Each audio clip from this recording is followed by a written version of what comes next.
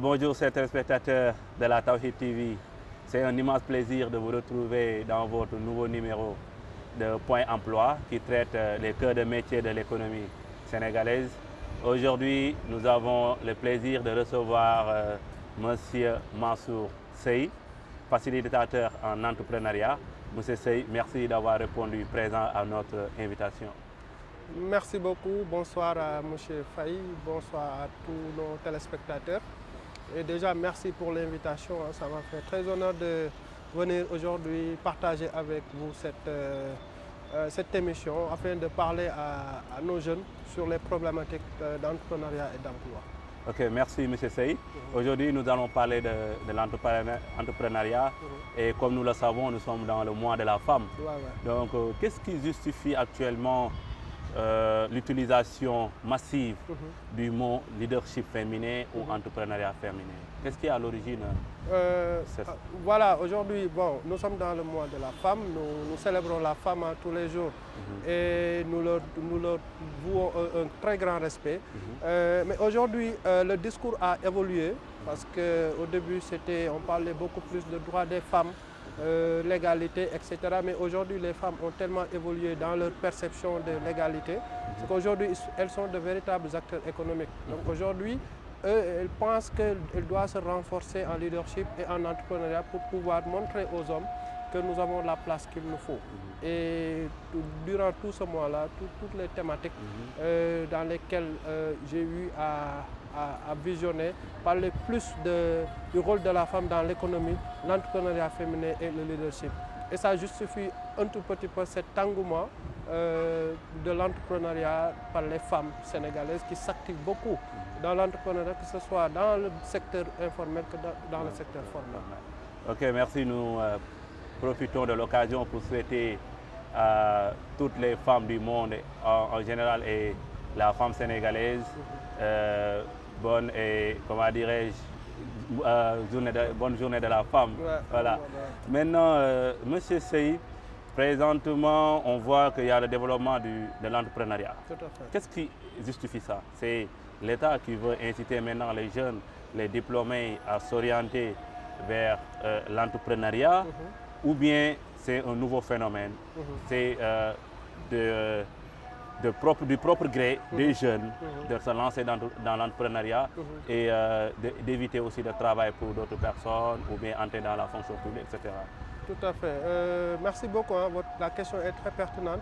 Pourquoi aujourd'hui il y a cet engouement vers l'entrepreneuriat? Alors, si nous faisons un peu la jeunesse de l'entrepreneuriat dans nos pays, au début, c'était les États qui étaient entrepreneurs. En fait, les États créaient des entreprises. Les entreprises nationales que vous voyez, c'est l'initiative de l'État. Mais à un moment donné, l'État s'est un peu désengagé et on a vu la naissance de nouveaux entrepreneurs qui ont pris l'initiative de créer des entreprises en vue d'avoir cette autonomie financière-là qu'ils recherchaient. Mais on sait qu'aujourd'hui, le chômage est devenu une problématique mondiale qui visait à... Parce qu'à cette année-là, il y avait beaucoup de maîtrisards qui sont sortis de l'école, des écoles supérieures, mais que l'État avait des difficultés pour insérer. À un moment donné, il fallait trouver une solution. C'est là où l'opération maîtrisard est née. L'État a financé beaucoup d'entrepreneurs dans le domaine de l'industrie, dans le domaine de la boulangerie, dans le domaine du transport. Certains, aujourd'hui, ont pérennisé leur activité, tandis que d'autres ont échoué. Et au fur des années, avec cette vague importante de jeunes diplômés, l'État a toujours l'incapacité d'insérer ces jeunes. Et le niveau de création d'entreprises dans nos pays était très faible. Ce qui fait que si on a 100 000 jeunes, il n'y a que 30 000 qui ont la chance d'être insérés et les 70 000, où est-ce qu'ils vont? Donc il faut trouver des alternatives pour pouvoir caser ces jeunes-là. Et l'État du Sénégal a compris cela. Je dirais depuis l'an 2000, depuis que le président Abdoulaye Wade a pris les rênes du pouvoir, beaucoup d'initiatives ont été mises en place, par exemple la FNPJ, etc., le fonds de promotion de l'entrepreneuriat. Donc beaucoup d'outils, de dispositifs ont été mis en place pour faciliter la création d'entreprises. Mais tous ces outils-là, c'est des outils de financement. Donc, ça ne suffisait pas. On a financé beaucoup de gens qui ont échoué. Ce qui fait que ce projet de pouvoir créer beaucoup d'emplois aussi, ne sera pas atteint. Les objectifs ne sont pas atteints. Donc aujourd'hui, il est temps que les États, surtout notre État, qui a mis des dispositifs, mais qu'on puisse vraiment diagnostiquer pourquoi on n'arrive pas aujourd'hui à résoudre le problème de l'emploi. Donc maintenant, je vais rebondir sur votre intervention qui est pertinente, parce qu'on sait que le financement est là, les jeunes sont là, mais on voit qu'il y a pas mal d'entrepreneurs qui échouent, on voit des entreprises mornées. Qu'est-ce qu'il faut? Est-ce que avant le financement, il faut un soubassement, il faut quelque chose, il faut une base, Qu'est-ce qu'il faut en quelque sorte avant même d'acquérir le financement, avant même de se lancer dans l'entrepreneuriat? Tout à fait, parce qu'aujourd'hui le problème du financement est devenu, en fait tous les entrepreneurs ont besoin de financement, soit pour démarrer, soit pour avoir une extension de leur activité. Mais à mon propre avis, ça n'engage que moi. Les bases ne sont pas encore jetées pour un véritable écosystème entrepreneurial. C'est quoi les bases? Les bases, c'est déjà la formation. Il faut qu'on fasse comme ce que font les Américains ou les Canadiens, introduire l'entrepreneuriat dès le bas âge. C'est-à-dire que pour donner aux gens le choix d'opter pour l'entrepreneuriat comme carrière, comme être médecin, comme être footballeur. Je dis toujours, même aujourd'hui, pourquoi le Sénégal a beaucoup d'expatriés, joueurs expatriés? C'est parce qu'il y a la formation. Il y a l'Institut Diambar, il y a beaucoup d'instituts. Pourquoi aujourd'hui on a de grands joueurs? C'est parce que les joueurs étaient bien formés. Ils ont été bien formés. Et si on veut avoir de bons entrepreneurs, qu'est-ce qu'il faut? Il faut les former. Dès le bas âge. Dès le bas âge. Ensuite, après la formation, il faut mettre en place des infrastructures dédiées à l'entrepreneuriat.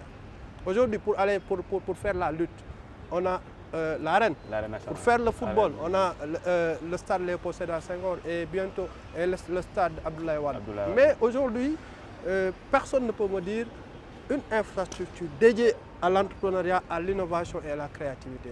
Heureusement, la DER est en train de corriger ce problème-là en mettant en place ce qu'on appelle le HUB, donc un centre d'innovation pour permettre aux entrepreneurs de...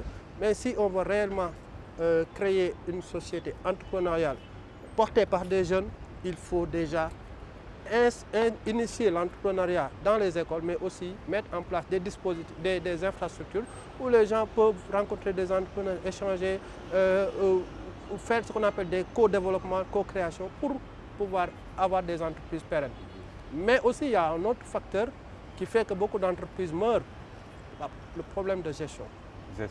Les entrepreneurs gèrent mal leur entreprise. Souvent, quand c'est une entreprise au début qui génère de l'argent, mais les gens ne se projettent pas dans la pérennité.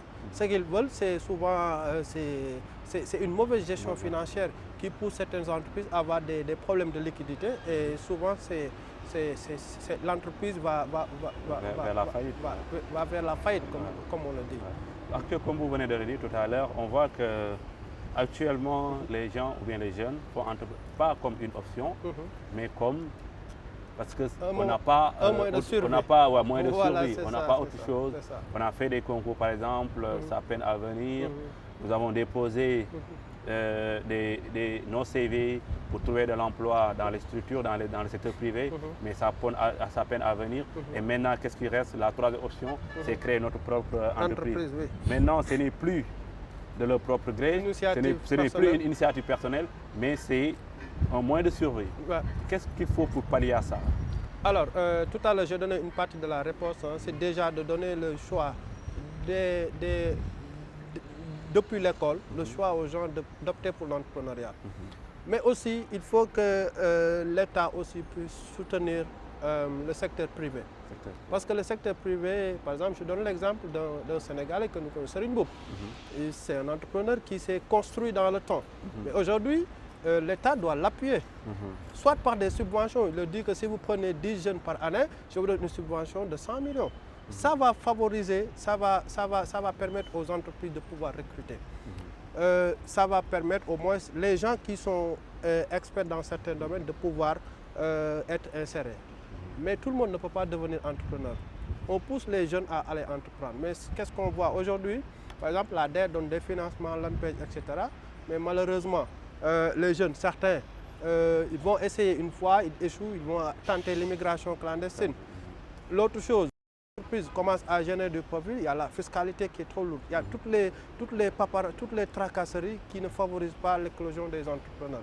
Donc, des choses ont été faites, hein, mais je pense qu'il faut aller, vraiment très très loin pour pouvoir avoir cette jeunesse entrepreneuriale. C'est-à-dire qu'un écosystème très fort. Comme disent les Américains, si le rêve américain, c'est d'être riche. Aux États-Unis, si tu as un emploi, tu es considéré comme quelqu'un qui a échoué. Donc, c'est une société entrepreneuriale. Et on a la possibilité de le faire parce qu'ici, au Sénégal, malgré les conditions de vie difficiles, les gens se démerdent pour s'en sortir. Il y a le jeune laveur de véhicules, il y a le jeune vendeur de café Touba. Donc, les gens, il suffit juste de les aider pour qu'ils puissent atteindre des objectifs. Maintenant aussi, on voit, par exemple, il y a des jeunes qui se lancent dans l'entrepreneuriat, mais ils n'ont pas l'information. Par exemple, comment faire pour formaliser leur business? Comment faire pour créer une entreprise? Par exemple, pour avoir une entreprise en bonne et due forme, avoir les NINEA, registre de commerce, etc., bien choisir les statuts de l'entreprise. Donc, ils se lancent comme ça dans l'informel, alors que c'est une idée très pertinente qui pourrait servir le Sénégal pour aller vers un développement meilleur. Maintenant, qu'est-ce qu'il faut pour orienter ces jeunes, leur coacher, leur permettre de formaliser, parce que la formalisation de l'entreprise permet de bénéficier des financements au niveau des institutions étatiques ou bien au niveau des institutions financières. Est-ce qu'il y a des avancées qui ont été faites à ce niveau? Oui, des avances ont été faites. Hein. Par exemple, aujourd'hui, la DER, pour déposer un dossier, il y a des démarches à respecter. Par exemple, si tu n'as pas de registre de commerce et de NINEA, la DER peut t'aider à te formaliser. Mais la formalisation, je pense que ce n'est pas seulement avoir un registre de commerce et un NINEA, ça va au-delà de ça. Il y a par exemple, il faut aller avoir, ouvrir un compte d'identification fiscale, déjà pour payer. Parce que la déclaration d'existence de l'entreprise. La déclaration d'existence. La TVA que vous collectez, vous devez le reverser à l'État. L'impôt les revenus que vous avez, il y a une part qui doit revenir à l'État. Parce que toutes ces routes-là, tous ces hôpitaux, c'est grâce à ça que l'État. Donc aujourd'hui, la formalisation des entreprises est un véritable défi. C'est très difficile, c'est pas facile. Hein? On demande aux gens de se formaliser, mais les gens se disent, voilà, moi je suis bien dans mon coin, je gagne de l'argent, pourquoi aller me formaliser? Mais aussi, il faut que l'État amène les entreprises, les entrepreneurs qui sont dans l'informel à aller vers la formalisation.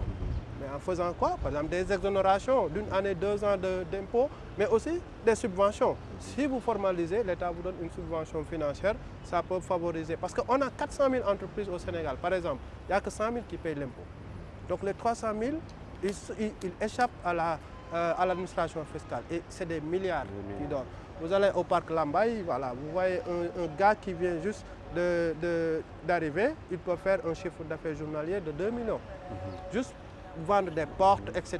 Donc, alors qu'il ne contribue pas aux caisses de l'État. Il ne contribue pas. Seulement qu'on appelle la taxe locale, là, comment on appelle, le duty, que la mairie collecte tous les jours. Donc, de manière directe, il contribue à l'économie de la localité, mais de manière macroéconomique, l'État ne ressent pas l'apport de ces entreprises-là. Donc, l'État doit sensibiliser, il faut sensibiliser, informer.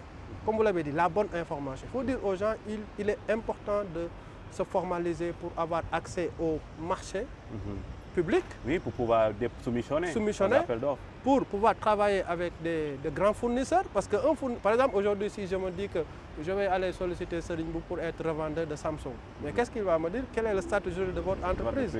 Si c'est une entreprise individuelle, quand tu me dois de l'argent, je ne peux pas te mettre en prison. Donc, il faut une société à responsabilité limitée, qui est plus crédible devant. Donc, c'est ça le véritable challenge. Mais aussi, vous avez la possibilité, si vous êtes formel, de pouvoir acheter un terrain au nom de votre entreprise et que l'entreprise va payer, même si c'est pour vous, même si vous contournez les trucs, mais aussi de pouvoir bénéficier des services des institutions financières. Parce que beaucoup d'entrepreneurs disent, voilà, le financement, mais tu n'es pas formel, la banque ne te connaît pas, comment il peut te prêter l'argent qu'il a collecté? Voilà. Parce que la banque, il prend l'argent des épargneurs et donne aux entreprises. Voilà, donc il y a beaucoup de paramètres qu'il faut prendre en compte. Mais je pense qu'il ne faut pas qu'on baisse les bras, il faut toujours sensibiliser, mais aussi donner la bonne information.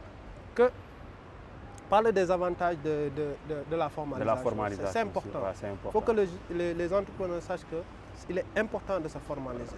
Mais actuellement, je vois que chaque fois on parle de l'entrepreneuriat, comment faire pour l'entrepreneuriat, mais jamais partager les informations pour la formalisation. À mon niveau, à chaque fois, j'assiste à des panels, à des conférences sur l'entrepreneuriat, inciter les gens à entreprendre, etc. Mais il n'y a pas partage d'informations, surtout sur la sensibilisation. Je pense que beaucoup d'efforts devraient être faits sur ce volet. Maintenant, on a l'habitude de voir, par exemple, au Sénégal, il y a des secteurs où il y a beaucoup d'entrepreneurs. Mais il y a des secteurs où il n'y a pas d'entrepreneurs, il n'y a pas d'investissement, surtout dans le domaine de l'innovation, parce qu'on sait qu'actuellement au Sénégal, tout est à construire. Est-ce qu'on a l'habitude de voir des jeunes ou bien des entrepreneurs qui sont en train de mettre en place des entreprises pour la construction, pour les BTP, par exemple dans le domaine de la technologie, parce qu'on sait qu'actuellement, tous les matériels que nous utilisons viennent de la Chine, des États-Unis, etc. Même dans le secteur de l'agro-business aussi, on voit des Chinois, on voit des Indiens qui exploitent nos terres. Mais je pense que c'est des domaines où les jeunes entrepreneurs devraient investir. Qu'est-ce qui justifie? On est trop axé sur des domaines bien définis, par exemple sur poulailler, sur certains domaines, mais alors que d'autres domaines qui nécessitent, qui a besoin, des domaines qui ont besoin de financement de jeunes entrepreneurs sont délaissés. Vous avez parfaitement raison. Parce qu'aujourd'hui, en fait, notre économie souffre de plusieurs faiblesses. Déjà, on a le niveau de productivité est très faible. Par exemple, on a 80% qui sont dans le secteur agricole, mais ils produisent moins. Donc, parce que si la balance commerciale est déficitaire, ça veut dire qu'on importe plus que ce qu'on exporte. Et on a des terres, on ne l'exploite pas. Mais il doit y avoir des politiques communes entre les communes et l'État central. L'État doit interdire à ces zones de donner les terres à des étrangers qui viennent exploiter. Ça, c'est un. Mais aussi la formation technique. Parce qu'il y a moins de diplômés techniques que de diplômés dans les filières littéraires. Donc, ce qui fait que l'innovation est très faible. Parce qu'on a beaucoup plus de littéraires que de scientifiques. Mais quand même, il y a des initiatives qui commencent à naître, mais aussi il y a des dispositifs qui accompagnent. Par exemple, on a l'Académie de Orange, qui aide les entrepreneurs dans le domaine des TIC à se développer. Donc il y a beaucoup d'initiatives, il y a beaucoup d'innovations aujourd'hui, ce qui fait que par exemple le Sénégal, au niveau international, commence à gagner des prix dans le domaine de l'innovation. Mais on doit inciter les gens à faire des formations scientifiques pour qu'ils puissent devenir des techniciens. Parce qu'un littéraire comme moi ne pourrait jamais créer quelque chose qui peut servir. Ce que je peux faire, c'est d'aller dans le secteur primaire ou dans le secteur secondaire. Même dans le secteur des services, il y a énormément de choses à faire. Par exemple, il y a des entreprises étrangères qui sont venues, ils ne font que du service. Par exemple, Faye, il a besoin d'un mécanicien. Voilà, donc il passe dans une entreprise. Les intermédiaires. Voilà. Donc c'est ça ce qu'on appelle le service. Et ça génère énormément de profit. Moi je pense que c'est un ensemble, moi je trouve que c'est une chaîne et tous les maillons doivent être reliés pour qu'il y ait cette volonté-là dont vous avez dit, de pouvoir asseoir une société entrepreneuriale dynamique et pérenne, mais aussi rentable. C'est aussi parce qu'il y a des gens qui entreprennent depuis très longtemps, mais voilà, c'est l'entrepreneuriat de survie. Si on arrive à payer les factures à la maison, c'est bon, il n'y a pas de création de richesse importante. Ok, on va un peu rebondir sur la formation parce que dès l'entame de vos propos, vous l'avez énuméré, la formation c'est à revoir. Voilà, j'ai côtoyé certains jeunes qui ont fréquenté les universités anglophones, États-Unis, Londres, même Ghana, etc. Donc ce sont des jeunes qui sont plus dynamiques et plus ouverts à l'entrepreneuriat et qui sont vraiment plus motivés à affronter les risques. Mais au Sénégal ou bien dans les universités, dans les pays francophones, on voit que les jeunes ont un peu peur de l'entrepreneuriat. Qu'est-ce qui justifie? C'est la formation ou bien c'est l'environnement où nous sommes? Parce que, comme vous venez de dire, American Dream, donc les Américains, ils pensent qu'ils peuvent tout faire. Ils peuvent tout réaliser. Alors que ici, par exemple, si vous prenez l'exemple de nos étudiants, si vous leur donnez des choses à faire, par exemple, vous me faites ceci, cela, ils vont voir, est-ce qu'ils ont déjà fait ça dans leur cursus scolaire? S'ils n'ont jamais fait, ils vont te dire, monsieur, je n'ai jamais fait ça à l'école. Alors que si c'est un Anglais, ou bien un étudiant qui a fréquenté les écoles, les universités américaines, il va te dire, donnez-moi 2 jours, 3 jours, je vais vous revenir. Il va sur le net, il va faire ses recherches pour voir comment aboutir au résultat. Et il va venir avec une proposition. Qu'est-ce qui le caractérise? En fait, vous avez très bien résumé, vous avez même donné la question, répondu à la question.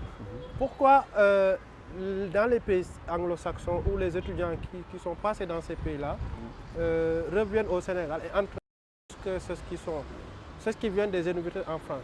Si vous allez dans beaucoup d'entreprises ici, nationaux que privées, on retrouve plus d'étudiants sénégalais qui étaient en France ou en Belgique.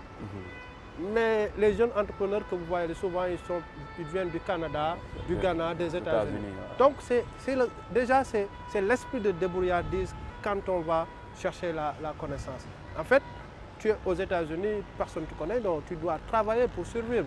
Donc il y a cet esprit-là d'aller chercher tout pour toi. Mais ici, on a une société où quelqu'un va chercher quelque chose pour tout le monde. C'est-à-dire que dans une famille, il y a quelqu'un qui travaille pour nourrir.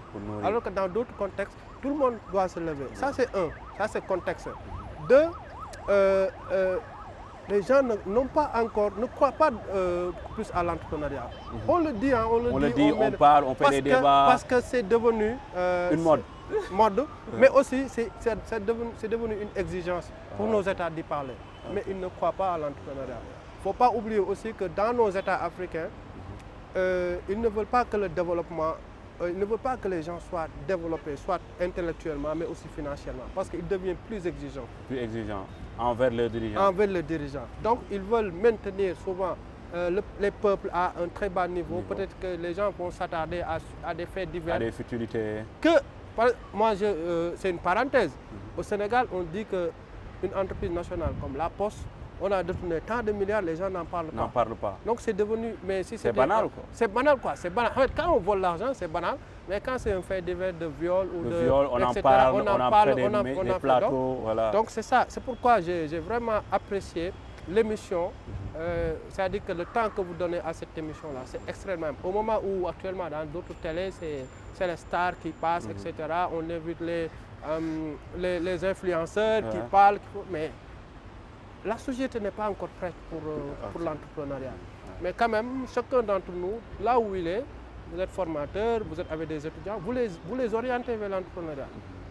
Et un autre facteur qui fait que l'entrepreneuriat, la formation peut être un apport de taille, souvent je dis aux gens, faites l'exemple de 2 entrepreneurs, quelqu'un qui a fait des études et quelqu'un qui n'a pas fait des études. C'est-à-dire que le temps que celui qui n'a pas fait des études met pour réussir est très court par rapport à celui qui a fait des études.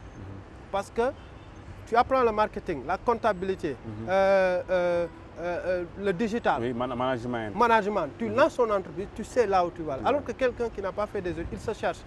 Il a sa volonté, la passion, l'abnégation, la détermination, ténacité, mais il va se chercher. Au moment où toi, tu as déjà une vision claire de là où tu vas aller dans 5 ans. C'est pourquoi moi, je suis militant comment on appelle, de l'instauration de l'entrepreneuriat en milieu universitaire. Si on ne peut pas le faire en milieu secondaire, mais au moins à l'université, tu viens, tu as un module entrepreneuriat. Voilà, monsieur Sey, moi je rejoins votre proposition. J'ai l'habitude de le dire à mes étudiants, avec les gens avec qui je partage des idées, je discute, que le lycée, on doit instaurer des modules comme le développement personnel, des modules comme l'entrepreneuriat surtout, les modules comme le leadership. Parce qu'on ne peut pas attendre à l'université pour pouvoir insérer ou bien programmer ces modules pour les étudiants. Tout à fait. Avant même l'université, les étudiants doivent avoir ces notions. C'est quoi le leadership? C'est quoi le développement personnel, la gestion du temps, la définition des objectifs, comment faire pour atteindre ces objectifs. Ça, c'est très important. Ouais. On doit dès le bas âge inculquer ces valeurs à ces jeunes. Ouais, Comme nous sommes dans une société où on a l'habitude de dire tu es toujours jeune, dara weesoo gul, tu es toujours jeune. Donc on pense qu'on est toujours jeune, on est toujours dans l'assistanat. Par exemple, c'est une société où, voilà, c'est une société très sociale. Même si tu ne travailles pas, tu ne fais rien, donc tu vas manger, tu vas subvenir à tes besoins la plupart du temps. Donc je pense qu'on doit revoir nos systèmes éducatifs, comme vous venez de dire, et j'approuve votre argumentaire. Donc ñu rappeler suñu téléspectateurs yi que ne ñu ngi fii si seen chaîne de l'espoir Tawhid TV seen émission bu ñuy wax Point Emploi. Tey ñu ngi recevoir nag monsieur Mansour Seye di facilitateur entrepreneuriat xelam màcc lool si domaine entrepreneuriat tey ñu invité ko pour wax ci donc entrepreneuriat nag mooy loo xam ne du doy parce que dafa nekk loo xam ne tey jeunes yi ñëpp a ngi ciy lancé wu parce que c'est une exigence xam que nañ ne l'État mënu jox ñëpp liggéey ñu ñëpp mënu nekk si bureau yi ñu ñëpp aussi mënuñu nekk ay salariés il faut am ñoo xam ne tey ñooy créer entreprise jël ñeneen liggéey loo leen ñoo xam ne aussi ñooy régler les problématiques des Sénégalais loolu moo tax duñ si doyal di wax si entrepreneuriat ñu recevoir fii monsieur Seye di am contentement bu rëy ñëw di la recevoir fii. Merci beaucoup Faye, comme ni ma ko waxee sànq ci début émission bi man maa gën a kontaan parce que voilà je vais être très discret parce que dañu nekk ci milieu boo xam ne ku nekk tey chacun parle de l'entrepreneuriat mais des fois tu as waroo toog di seetaan. Déjà parce qu'il y a beaucoup d'émissions, il y a beaucoup d'initiatives. Souvent même ci wax ji da ngay gis ni jeunes yu bari dañuy perdre espoir. Parce que soo jëlee bëgg a jël benn entrepreneur wax difficulté yi mu rencontré yëpp. Mais nit ki bala muy xaar fan la jaar pour am xaar mais danaan mais lii mënuma ko. te c'est important que l'on puisse donner la bonne information que entrepreneuriat mën na nekk si toutefois nit ki bëgg na ko te Sénégal comme ni nga ko waxee tout est à faire. ñun fii dañoo nekk benn marché parce que marché bi boo xoolee étranger yi ñoo ko dominé au secteur agriculture secteur de l'industrie donc secteur yëpp tey ñun amuñu ci mainmise ñun lan lañuy def jaay ak jënd commerce moo gën a dox Sénégal moo tax suñu balance commerciale dafa déficitaire dañuy importer maanaam li lépp dañ koy jéggaane te amuñu capacité defar fii yóbbu fa la dem jaay ko donc looloo tax comme ni ngeen ko defee entrepreneuriat dañ ci war a wax dañ ci wax parce que ñun ci wax la ñu toll man ak formé état nag moom mooy jël ay jumtukaay te commencé na ko mais nag des na tey war na gën a mën a yombal am financement bi quitte à ce que parce que investir c'est prendre des risques état dafa war a jël risque sax jox ay prêts d'honneur même bu amaatul xaalis nay joxe pour parce que les gens certains vont réussir c'est sûr. Certains aussi vont apprendre de leurs erreurs. C'est tout à fait normal. État aussi faut mu jël ay risques mais aussi di accompagner entrepreneurs yi nga xam ne tey ñu ngi Sénégal di góorgóorlu mu nekk suñu ay champion ñi nga xam ne tey xëy na wax dëgg yàlla état da war a gën a jàppale gën a doole pour ñu gën a recruter ay entrepreneurs gën a mën a wasaare seen activité ci Sénégal. Région bu nekk tey war na mën a am par exemple benn Tawhid TV régional ñu jël fa ay jeunes ñuy liggéey donc loolu mooy tax état mën a caser parce que il est de la responsabilité état du Sénégal moom responsabilité ñëpp liggéey plein emploi loolu c'est le rôle de l'état léegi nag état xam na ni ñëpp mënuñu liggéey ci dans les bureaux mu def ay dispositifs pour jàppale entrepreneurs yi mooy DER que ce soit l'ANPEJ il y a beaucoup d'initiatives ak aussi am ay partenaires extérieurs yu ñëw di ci jàpp muy BIT ci ay programme de formation ay subventions donc loolu lépp suñ ko gënee gëm rek gën ko jox akam dëgg mën nañu atteindre suñu ay objectifs du yomb nag du yomb c'est pas facile c'est pas facile parce que tey boo gëmloo un jeune ba nga xam ne moom jàpp na ni àddunaam jeex na benn copain bu mu doon jàng dool mi ngi Italie yi tabax na kër moom xelam lu muy def rek mooy dem def c'est-à-dire que il faut que ñu delloo si waat espoir ci réew mi montrer aux jeunes que tey l'avenir nous appartient et que ñoom ñoo war a construire réew mi suñu defee loolu rek bu ci ñëpp jàppee dinañ am ay résultats incha allah. Ok merci monsieur Seye si argumentaire bi rafet na mais nag maintenant ñuy gis benn développement benn mot bu ñuy wax leadership féminin actuellement ñu ngi ci mois de la femme mois de journée internationale des droits de la femme bi nga xam ne célébré nañ ko le 8 mars. te xam nañ ne 8 mars yëpp moom femme lañ ko jox. waaw malgré xam nañ tamit ne femme moom dañ ko war a célébrer tous les jours. gis nañ ne ñu ngi wax leadership féminin ñu ngi wax entrepreneuriat féminin lan moo ko waral autant entrepreneuriat c'était juste destiné aux hommes. léegi jigéen ñi bëgg a ñëw jël seen wàll ci affaire yi moo waral terme boobu développé ou bien. waaw comme ni ma ko waxee sànq rek tey discours bi dafa évoluer en fait les femmes am nañ seen ay droits ñëpp reconnaître nañ leen ko donc booy xeex benn mbir xëy na lépp mënul mat parce que yàlla moom moo bind te tolloolewul tey jox na leen seen cër mais xam nañ ni ñoom am nañu beneen taxawaay ci dëkk bi mooy ñu ngi góorgóorlu ci affaire yu bari bay taxawal ay entreprises yoo xam ne tey di fa jël ay góor ñuy liggéey donc ñu gis ni aussi femmes yi nga xam ne ñu ngi ci milieu rural tamit ñu ngi góorgóorlu mais il faut que ñu gën leen dooleel bi nag mooy di leen former di leen accompagner loolu tax on parle de leadership c'est-à-dire que jigéen fu mu nekk rek mu mën a dëggal boppam gën a nekk ca kanam te loolu nekkul ay discours rek tey dañ ko matérialiser man mi nekk ci écosystème gis naa jigéen ñu bari wax dëgg yàlla ay jàmbaar lañu tey ñu ngi créer ay emplois yu bari et des emplois décents jigéen moo yor ay employés di leen fay salaire bu gën a baax que góor ñi parce que jigéen moo ëpp yërmande et puis plus de rigueur liggéey bi aussi jaar ci yoon donc loolu man dama koy seedeel jigéenu Sénégal yu bari ñu ma xam et puis ay jàmbaar lañ am na ñu bari su ma tuddee seen tur sax les gens vont les reconnaître mais fa ñu nekk góor ñi yóbbulul leen dara mais nag comme dañu nekk ci réew moo xam ni peut-être il y a un faible niveau d'instruction des femmes surtout en milieu rural looloo tax nag ñu ni femmes yi nga xam ne tey dañu nekk en milieu urbain am leadership war nañu mën a inspirer les femmes yi nga xam ne ñu ngi ci en milieu rural et qui ñuy góorgóorlu mais dafa des lu bare des bi mooy maanaam li ñuy am ñu koy yaxanal di mën a investir ci dans les secteurs porteurs léegi comme ni ko waxee entrepreneuriat nag chaque jour ñu wax ci mais c'est pas chose facile gis nañ ne am na ay institutions yoo xam ne état mettre na ko en œuvre pour accompagner les jeunes entrepreneurs yi ay financement la mais gis nañ ne seen entreprise du aboutir ay mornere doon malgré ne am nañu siy réussir lan moo tax avant nit di entrepreneur est-ce que amul leneen est-ce que amul yeneen facteurs yu ñu war a jël en compte que financement yi parce que lépp bu ñuy wax rek financement dañuy wax il faut état financé mais gis nañ ne état mu ngi góorgóorlu mais am na ñoo xam ne financé nañ leen mais seen entreprise demul fenn lan moo war avant financement ñëw est-ce que amul lu jiitu tout à fait am na parce que boo financé nit man damay naan sax financement moo war a mujj nit ki il faut nga préparer ko la préparation mooy formation sensibiliser mettre ko à l'épreuve jàngal ko jox ko mu dem kooku ci ngay gën a am résultat ka nga xam ni souvent damay def métaphore ma ne mi ngi mel ni nga jël ñaari oto jox ko benn ka nga xam ne mënul dawal ak kenn ku mën a dawal ki mën a dawal maanaam mooy entrepreneur bi ñu formé ñu jox ko oto ki nga xam ne mënul dawal mooy entrepreneur bi ñu formé wul ñu jox ko oto bi mooy financement bi mais suñu déparé fii di dem Kaolack ki mënul dawal du àgg soit buy génn fii di mbëkk nit donc c'est tellement simple alors que ki nga xam ne dañ ko formé pare dina xam même bu ko neexee mu jël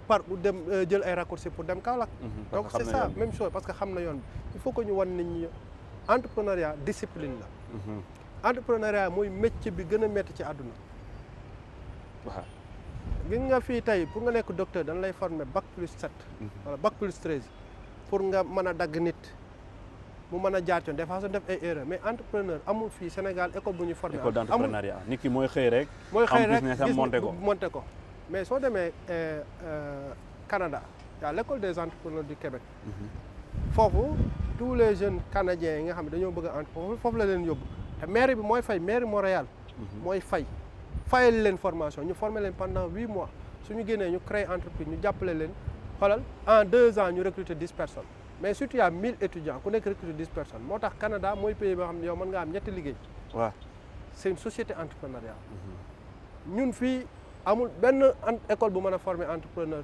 processus bépp da ngay xëy rek tàbbi ci xëy na nag des fois mbir boo gis nag des fois yàlla da ci teg loxoom da ngay gis kenn ni ku démarré léegi xëy na wërsëgam mooy gaaw yàlla teg ci loxoom nga gis nit sonn pendant des années mënu ci génn mais ki ñu formé ak ki ñu formé wul mënul am différence entrepreneur bi ñu formé mooy gën a xam fan la jëm aussi dina gën a mën a xam ni entreprise am bii du pour moom parce que entreprise soo ko créé nekkatul pour yow c'est pour la société emploi parce que da ngay dem dee bàyyi ko fi sa ay doom mën ñëw dee tamit bàyyi ko fi muy continuer de génération en génération donc formation bi mais aussi taxawal ay bërëb ya nga xam ni pour entrepreneurs yi man fa saytu li ñu bëgg a def man fa toog ñëw waxtaan seen biir mooy des partage de connaissances bi partage d'expérience partage échanger même def ay application ay simulation loolu mooy infrastructure dédiée à l'entrepreneuriat infrastructure nag mooy immeuble état mën na tabax état bu mën a tabax arène de lutte war na mën a tabax immeuble ba nga xam ne lépp service à l'entreprise boo xam uniquement pour entrepreneurs yi amul fay da ngay ñëw boo demee ba sa activité commencé en France ñu ngi koy def wala les pépinières d'entreprise da ngay ñëw fay am na projet secrétariat ñoo la koy gérer ndox lépp internet boo ñëwee nga def sa liggéey boo commencé am xaalis nag du commencé contribuer tuuti lan les pépinières d'entreprise léegi nag ñooñu suñu génnee foofu màgg ñu ñëw ñoom ñooy mentorer ñi ñuy ñëwaat parce que day nekk un processus coaching lay doon donc parce que ñoom dañ leen a dimbali te ku leen dimbali aussi tamit ñoom dañu war a mën a delloowaat mais comme li nga wax tey man damay xëy taxaw sama l'ascenseur quoi waaw man tey damay xëy suba góorgóorlu kenn jàppalewu ma nga ni benn entrepreneur bi yow dama nga formaliser wu nga mën a contribuer ci état mu ni moom état mosu koo taxaw donc amul lu muy contribuer mais état de manière indirecte mi ngi lay taxaw ndax boo taxawee sa activité ba ci mën a am xaalis c'est parce que dafa am stabilité état dafa am ay policiers am na sécurité nit ñi sax am na lu ñu ragal def ku la nar a attaqué xam na ni am na lu ko ci fekk mu bàyyi mais su fekkoon état dafa nekk bàyyi loxom mais kon tey mënuñoo toog fi def émission te booy def business route yi ngay emprunté ce sont route yi ngay emprunté mais service ba ngay dem ñu yombalal la lépp mais c'est l'état qui paye les gens donc daf ñuy permettre ñu mën a un peu def sensibilisation par rapport à la formalisation yombul nag mais ku xam sa wareef ci réew war ngaa mën a contribuer mais nag li tax nit ñi réticent un peu ci wàllum formalisation mooy bu njëkk ba dañoo yaakaar ne woon impôt sanction la woon et puis sax loolu moo amoon nit ñi bu daan sanctionné dëkk yi nga xam ne dañoo résister woon par rapport ak tubaab bi da leen laaj xaalis donc ba léegi nit ñi ba leen l'impôt or maire yi sax dañ koy wax ak paa yi l'impôt c'était sanction la woon mais tey donne bi dafa changé impôt moo tax tey état mën a fay ay policiers mën a tabax ay tali nit ñi mën a am jàngu salaam hôpitaux yi jàngu xale yi jàngu mag ñi faju mag ñi lépp bien que sax bon am na services sociaux de base yoo xam ne cher na mais aussi l'état tamit moo war a delloo askan bi maanaam di def la nga xam ne tey des actes affaires yoo xam ne social lay doon par exemple ci njàng mi mu nekk quelque chose de social faj mi mu nekk social entrepreneur gis ni ñoom kat li ñuy contribuer mu ngi delluwaat ci ñoom boo demee hôpital di yóbbu sa yaay ticket ngay dagg 1000 francs ñu jël ko en charge donc da ngay xam ne kat yow la ngay contribuer mais entreprise ñu bari boo xam ne ñoom dañuy fay mais gisuñu seen bopp te fii à Dakar entreprise yaa ngi ci kër yi di générer ay milliards te duñ contribuer man sama béykut visité naa ñaari unité de production ci kër lañ nekk kër mais le gars il peut se faire 200 000 par chiffre d'affaires par jour 200 000 le mois c'est des millions état xamu ko depuis des années gars yi dinaa la kii immeuble moo ko moom te mi ngi ci kër état aussi dafa war a décentraliser ay services am inciter les gens aussi à aller venir vers lui pour faire les formalisations waaw mais xam nga loolu du yomb mooy ki nga xam ne mi ngi ci koñam di gagner te contribuer wul moom boo ne ko kay contribuer mais avantage bi nga kii mooy donner la bonne information tey soo contribuer bu état day joxe marché di nga si benn bénéficier wu mais xoolal Covid bi mu dikkee fond Covid bi am na ñi nga xam ne secteur informel lañ nekk ñu ci bari bénéficier wu ñu parce qu'ils sont pas formels metti woon na mais entreprise yu bari tey amoon nañu un fonds qui leur permet de tenir tey su entreprise yu bari tëjul c'est xëy na peut-être ndimbal googu am na ci solo mais aussi gestion bi aussi di am sa entreprise aussi di ko gérer bu normal doo amee 3 millions rek ni xaaral ma dem noose si ñëw am problème mu trésorerie facture yi taxaw gars yi sonal la nga tëj sa entreprise daw donc loolu aussi am la xam ne ci nit ki la mais aussi am la xam ne wareefu état la donc bi nga sànq wax nga wax ju am solo mooy exemple Canada nga xam ne tey ñoom am nañu ay maison wala ay entreprises yoo xam ne day former uniquement ou bien des écoles donc day accompagner l'entrepreneuriat di ko promouvoir mais foofu nag boo xoolee peut-être que les jeunes wala étudiants yi nekk foofu ñoom dès le bas âge ñoom ils ont opté pour l'entrepreneuriat mais c'est contrairement ak ñun fii tey boo gisee xale bu ndaw boo ko laajte loo bëgg a doon dina la wax métier ba pare dina la bëgg a nekk pilote dama bëgg a nekk policier dama bëgg a nekk administrateur civil man dama bëgg a nekk ministre et cetera mais doo si gis ko xam dala naan man dama bëgg créer son propre business peut-être xamaguñ ko mais bu ñëwee nag ba màgg affaire yi xaw a dëgër ñu ne dañuy lancer dañuy nekk ci entrepreneur fekk du nekk par passion du nekk par amour mais est-ce que loo xam ne defoo ko par amour defoo ko par passion te xam ne l'entrepreneuriat n'est pas facile c'est difficile est-ce que nit ñi nañ ci mën a percer dinañ am ténacité bi ba mën a aller de l'avant ba mën a aboutir à un autre niveau tout à fait mooy li ñu doon wax sànq rek mooy entrepreneuriat de survie c'est-à-dire que il faut que ñu entreprendre pour mën ci génn dëgër na c'est comme gis nga loolu foofu secteur bu mu am ñay réussir du bari wala ñay réussir du ñu xam valeur lu ñëwee damay spéculer c'est mooy milieu enseignement bi rek am na ñoo xam ne xëy na leen ci dugal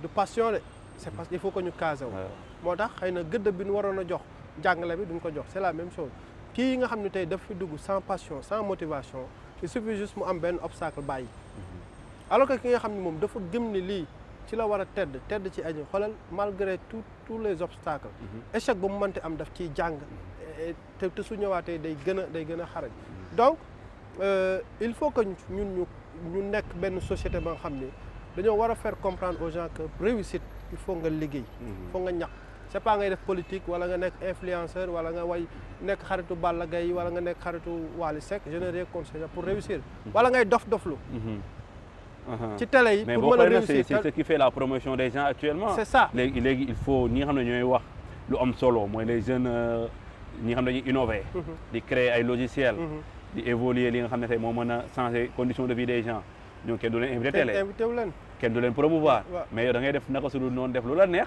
yow la ñuy jox plateau yow lay jox temps d'antenne yi à un moment donné nit ñi dañ naan pourquoi se casser la tête nekk ci lii di ci sonn alors que y a une voie plus facile c'est ça c'est-à-dire que tey moo tax ma ne médias yi daf ci am rôle sax moo tax ma naan saluer sànq le fait que ngeen jël benn tribune dédié ko à l'emploi donc di ci waxtaan day baax xëy na sax suñu kàddu mënul sori ndax am na ñoo xam ne suñu waxee ñëpp dégg lañ mais li ñu mën rek mooy bu dee 10 personnes ñu ñuy déglu ñu mën a xam ni entrepreneuriat dafa am da nga koy suuxat da nga koy jëmbat arrosé ko xaar ba mu meññ nga mën ci bénéficier du maanaam kii ba xam da ngay jël tàndarma bi kii ko léegi mu ñëw lu tax ma wax tàndarma gis nga tàndarma souvent ki koy jëmbat du fekkee njariñ la mi ngi koy jëmbalal pour ay génération parce que ça met beaucoup d'années pour mën a produire c'est ça entrepreneur da ngay commencer dara tey xëy na peut-être yow mën nga ci bénéficier bañ a bénéficier directement mais société bi aussi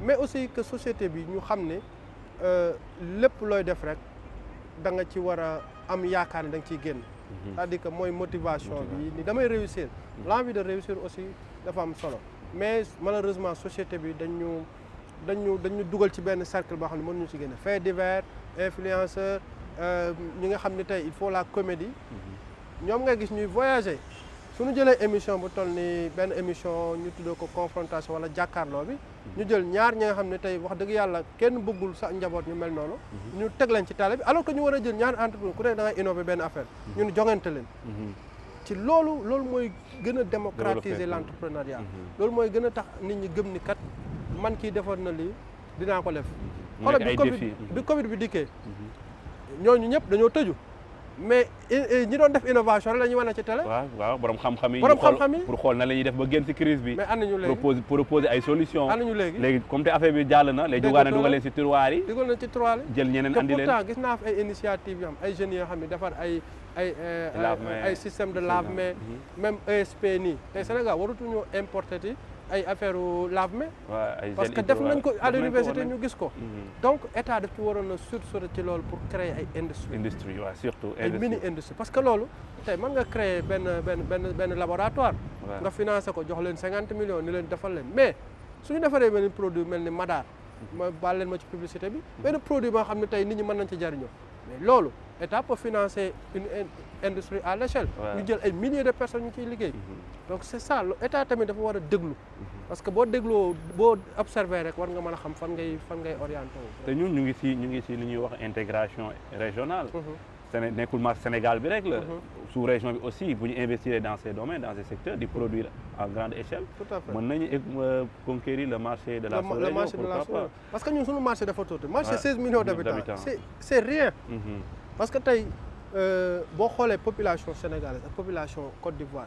c'est différent en Côte d'Ivoire un entrepreneur faire 1 million par jour chiffre d'affaires du dara fii le marché est trop petit. C'est trop petit. moo tax aussi que entrepreneur il faut ñuy xalaat di jéggi frontière yi et puis ñu ngi koy commencé surtout dans le domaine de la logistique boo xoolee entreprise mel ni PAPS wala Wikari wala d' autres initiatives mu nekk Shop Me Away donc ay entreprises yoo xam ni Sénégal lañ démarré woon mais tey ñu ngi implanté wu beaucoup plus dans la sous-région.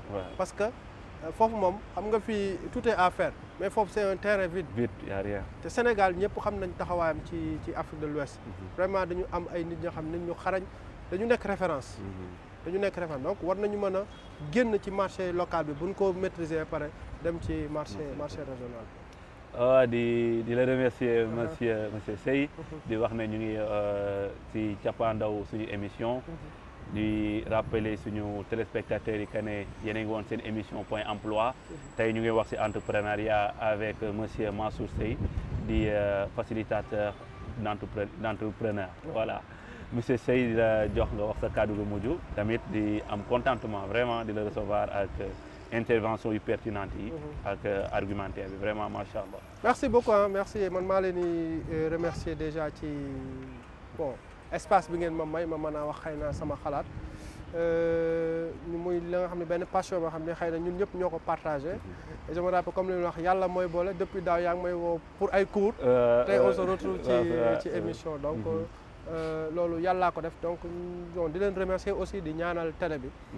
wax dëgg yàlla mu am développement moo xam ne tey entrepreneur gis seen bopp pourquoi pas defar ay concours d'entrepreneur mu nekk télé entrepreneur yi parce que entrepreneur moo ko créé donc c'est ça montre l'exemple que tey mën na nekk référence moo xam ne pour les entrepreneurs donc bu ñu xalaatee def benn truc moo xam ne c'est dédié à l'entrepreneuriat mënuma lu dul rafetlu ko aussi di ñaan yàlla xëy na ñu tasewaat fi ay yeneen jamono gën a waxtaan gën a mën a participer ci développement écosystème entrepreneurial parce que du prétention sax jàngale mais xëy na dañuy ñëw rek participer quoi am na beaucoup d'autres acteurs yoo xam ne xëy na suñu waxee tax sax ñun dañuy toog na le mais c'est un devoir nga wax parce que boo gisee nit ñi fi ñuy jëm nga gis ni kat ñu ngi wàcc yoon yow waxal rek soit bu ñu tegoo ci yoon bi tant mieux suñu tegool ci yoon bi nga xam ni loolu la yàlla dogal.